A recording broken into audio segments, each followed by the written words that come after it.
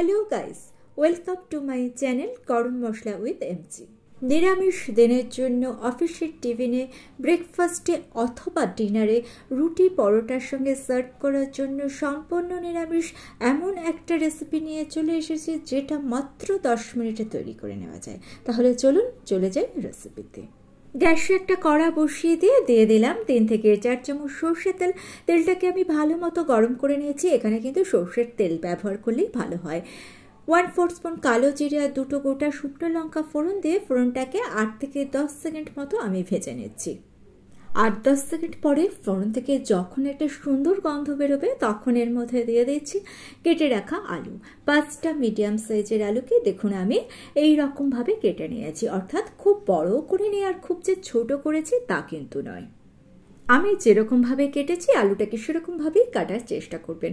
স্বাদ অনুযায়ী লবণ দিয়ে দিলাম। লবণের সঙ্গে আলুটাকে খুব ভালো মতো মিশিয়ে নিচ্ছি। এইবার কড়াইটাকে আমি ঢেকে দেবো মিডিয়াম ফ্লেমে। 3 থেকে 3.5 মিনিট মতো রান্না করব। হাই ফ্লেমে দেবেন না, তাহলে কিন্তু তলা থেকে ধরে আসতে পারে। দেখুন 3-3.5 মিনিট পর কড়াইয়ের ঢাকনাটা আমি খুলে আলুটাকে নেড়ে চেড়ে দিচ্ছি। আপনারাও এক নাগাড়ে আলুটাকে ঢেকে রান্না করবেন না, তাহলে কিন্তু আলুটা তলা থেকে ধরে আসতে পারে। নাড়াচাড়া করে দিয়ে কড়াইটাকে আবারও 3 মিনিটের জন্য আমি ঢেকে দিয়েছিলাম। মিডিয়াম ফ্লেমে 3 মিনিট রান্না করে কড়াইয়ের ঢাকনা খুলে দিয়ে আলুটাকে 2 মিনিট ঢাকা ছাড়া আমি রান্না করে নিয়েছি। ঢাকা ছাড়া এরকমভাবে রান্না করে নিলে দেখুন আলুর মধ্যে একটা ক্রিস্পি ভাব চলে আসবে। দিয়ে দিলাম স্বাদ অনুযায়ী কিছুটা কুচানো লঙ্কা, 1 চামচ জিরের গুঁড়ো দিয়ে দিলাম, 1 চামচ ধনের গুঁড়ো দিয়ে দিলাম আর 1 চামচ গোলমরিচের গুঁড়ো দিয়ে দিলাম।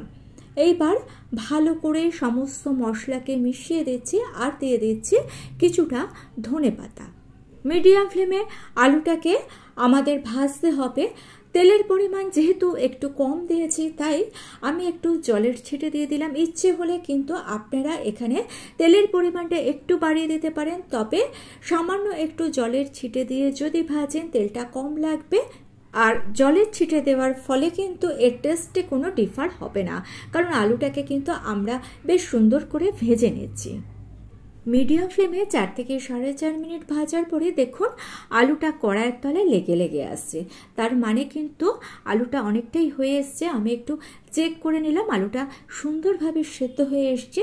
এইবার এর মধ্যে দিয়ে দিচ্ছি 1 চামচ চাট মশলা। গ্যাসের ফ্লেমটাকে কিন্তু আমি এই পর্যায়ে অফ করে দিয়েছি।